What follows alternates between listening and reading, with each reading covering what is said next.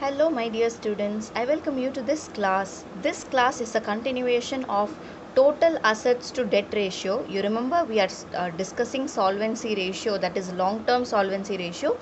We have finished debt to equity ratio. We have completed total assets to debt ratio. Two problems you would have completed in the last video. This video you have to concentrate. We have two more problems in total assets to debt ratio and also proprietary fund ratio as well as interest coverage ratio. So we will start with the basic recap of the formula and we will work out the problems. So total assets to debt ratio is equal to total assets divided by long term debts. Total assets means non-current assets plus current assets, which means the total asset. Long term debts means the long term borrowings and long term provisions. Just look into this problem, question number 3, because question number 1 and 2 is over. Now we are going to look into question number 3. Total debts rupees 12 lakhs, shareholders fund 2 lakhs, reserves and surplus 50,000, current assets 5 lakhs, working capital 1 lakh. Calculate total assets to debt ratio. So you have this information given. What is total assets to debt ratio? Total assets divided by long term debts.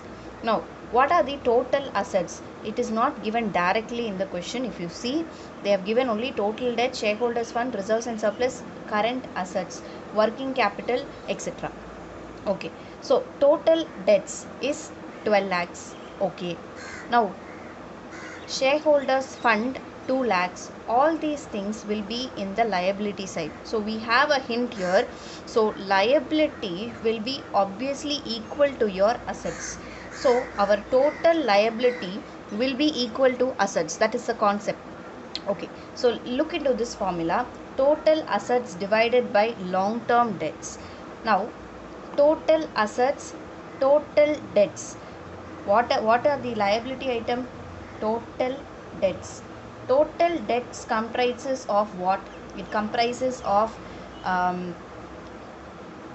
your working capital is here. So you have your working capital, current assets minus current liability.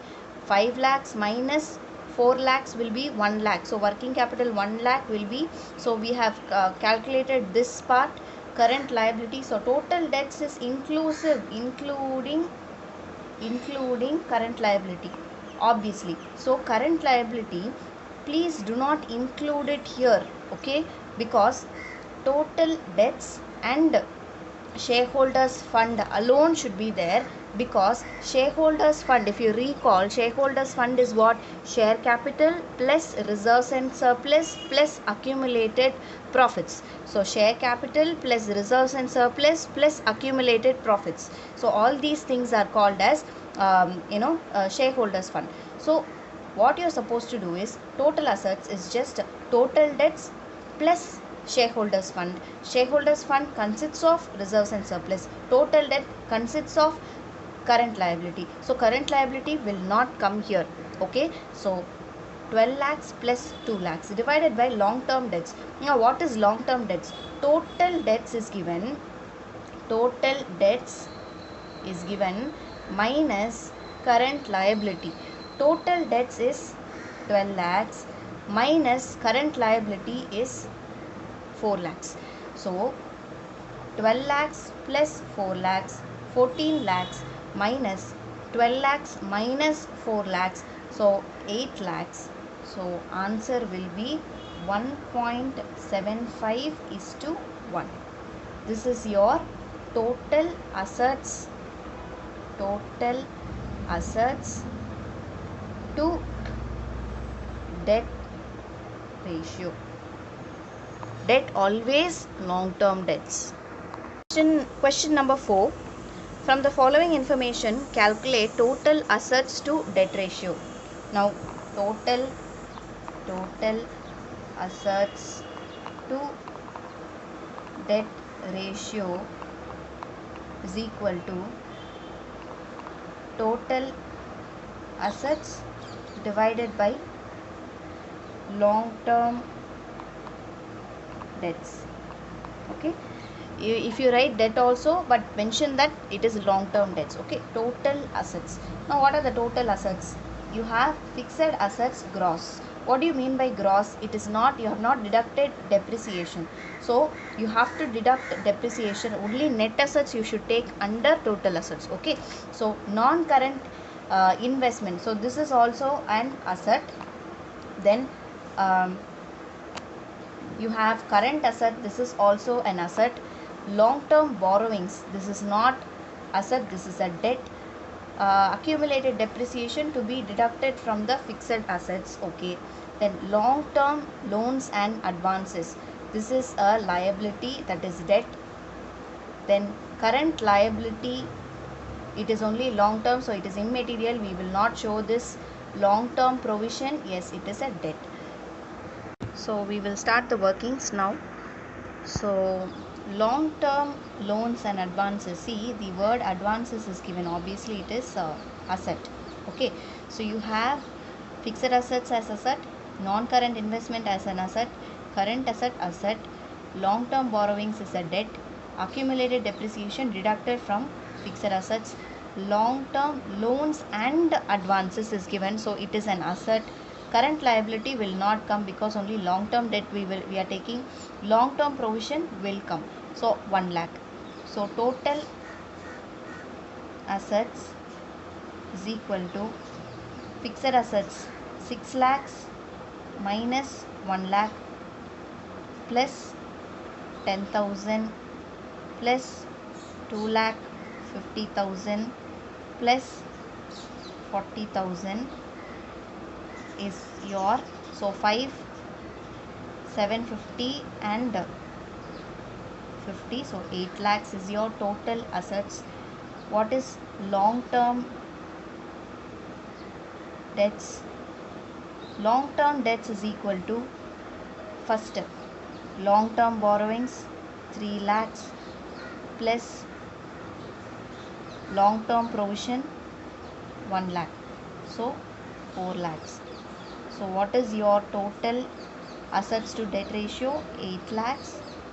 Just taking 8 lakhs divided by 4 lakhs is equal to 2:1 is the answer. I am sure that you are able to follow.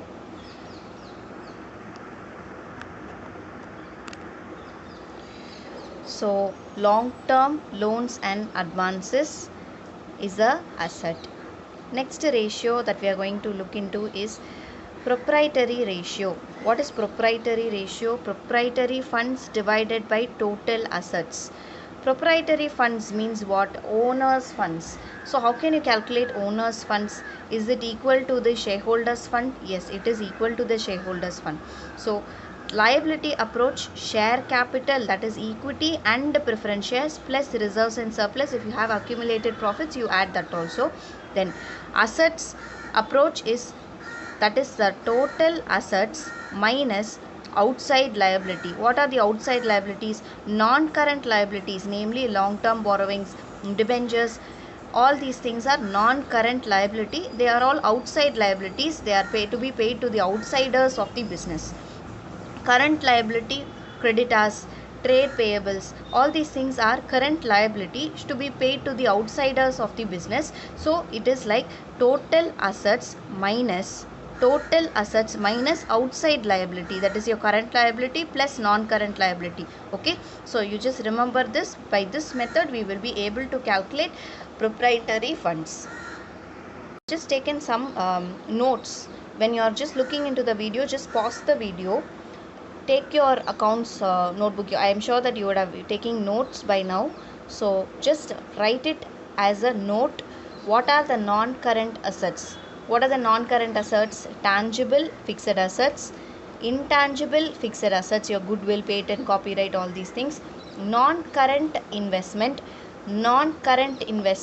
okay. Then long term loans and advances, so all these things are non current assets. Okay, now current assets are current investments, inventories, trade receivables, cash and cash equivalents, short term loans and advances. Other current assets. What are the other current assets? Prepaid expenses, accrued income, all these things are current assets. Okay, other current assets. So total current assets. Total assets comprises of non-current assets as well as current assets. Now moving forward to current liabilities. Now what are the current liabilities? Short-term borrowings, trade payables, other current liabilities. Okay, it can be bank overdraft or something like this. So other current liabilities, short term provisions, all these things are current liabilities. Non current liabilities are long term borrowings plus long term provisions. You have to be very sure in this. These are called as outside liabilities. Total liability, that is outside. Okay, the objective of computing this ratio is to measure the proportion of total assets financed by proprietors fund. Okay, how much assets is being financed out of proprietors fund is what we are going to find from this ratio. Okay, the next part that we are going to look into is the analysis part. High ratio, what does it say? It says that there is an adequate safety for creditors. What creditors? High ratio means it is an adequate safety for creditors. Very high ratio means it is an improper mix of proprietary funds and loan funds, which results in a lower return on investment. Low ratio means the lower or inappropriate safety for creditors. Now creditors, what do I mean? It's like it's not only the creditors but also the persons who are granted loans to the company. Okay, basically those kind of a thing. So proprietary ratio is what is the formula? Proprietary funds divided by total assets. How much proprietary funds, how much owners funds are used to finance the total assets. This is called as proprietary fund. Now moving forward, from the following information, calculate proprietary ratio. Just reading the question, please make sure that you understand. Fixed assets is 37,500. No, it's not 37,500, it's 3,75,000. Okay, short term investments is 2,25,000. Current assets is 1,50,000. Equity share capital is 3 lakhs. Preference share capital is 1,50,000. Reserves and surplus 75,000. Debentures is 1,80,000. Trade payables is 45,000. So this is what given in the question. So they are asking us to find proprietary ratio.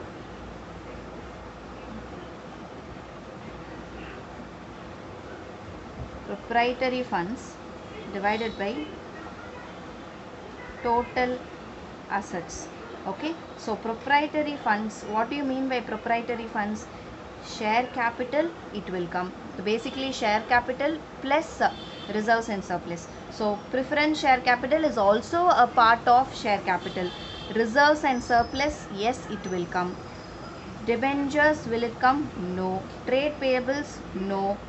Then investment, it is an asset. Current asset, yes, asset. That is a short term investment. It's not it's together. Okay, short term investment is an asset. Then fixed assets is also an asset. So total proprietors fund is 3 lakhs, 1 lakh 50 is 4 lakh 50, 5 lakh 25,000. Total assets is 3 lakh 75, adding 25, 4 lakhs, 5 6 6 7 7 lakh 50,000 is the assets. So we will check the answer whether we are getting the answer. 5 lakh 25,000 divided by 7 lakh 50,000 is 0.70 is to 1. We have got the answer. Okay, so make sure that you add this preference share capital. Many students will tend to make mistake in this area because they think that owners, the real owners of the business, we have been brainwashed. We have been again and again stated that real owners of the business are equity share capital. No doubt that is true, but also preference shareholders are also share capital of shareholders of the business. The share capital includes preference share capital also. So make sure that you remember this. Debentures and trade payables are extra information given to confuse you. So the next question, question number 2, calculate proprietary ratio from the following. Equity share capital 4,50,000, 10% preference share capital 3,20,000, reserves and surplus 65,000, creditors 1,10,000, 9% debentures 3 lakhs, fixed assets 7 lakhs, trade investments 2,45,000, current assets 3 lakhs. Now we have to find proprietary ratio.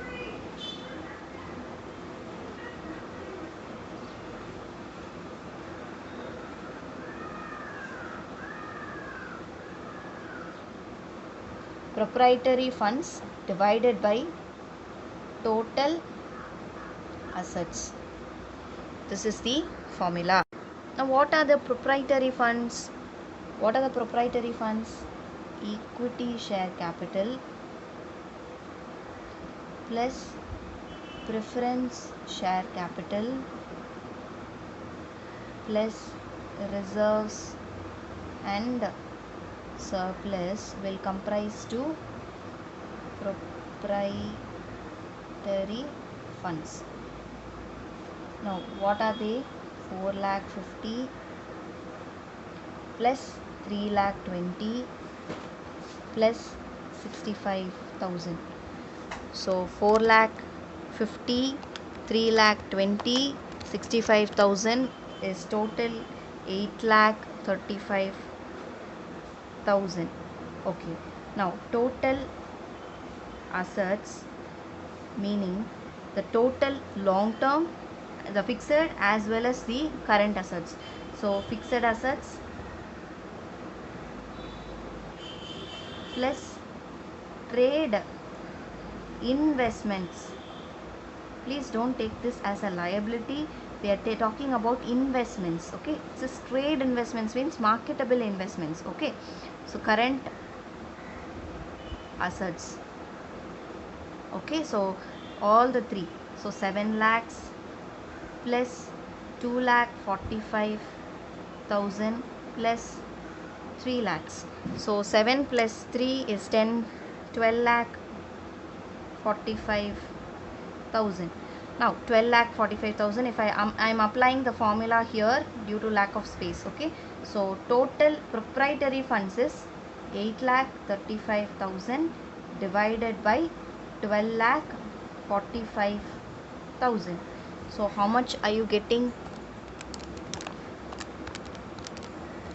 If I am calculating, I am getting the right answer 0.67:1. So we have done it. There is a thumbs up. So we have completed proprietary ratio also. Moving forward to interest coverage ratio. It's the last part of your ratio. So interest coverage ratio is nothing but EBIT divided by interest on long term debts. It is called earnings before interest and tax or profits before interest and tax. Both means the same. Earnings before interest and tax or profit before interest and tax divided by interest, your interest burden on the long term debts. Okay, the objective of calculating this ratio is to ascertain the amount of profit available to cover interest on long term debts. Okay, how much is the profits available to cover this interest? You should imagine how to understand this formula, how profit is being used as a blanket. It's like a blanket, no? It's like a blanket that is covering the interest. I have visualized this ratio as so. I am using this. So earnings before interest and tax, even before the interest and tax, we are going to have that kind of a profit to cover this interest. How much in profit is available to cover the interest? Okay, so high ratio is better for the lenders, as it means a high ratio to meet, high margin to meet interest cost, which means profit is high. Profit is high means there is no problem, interest will be pakka, it will be paid. But what if the profit is low? There is a risk. Profit is low, there is a risk. Okay, question number 1. Under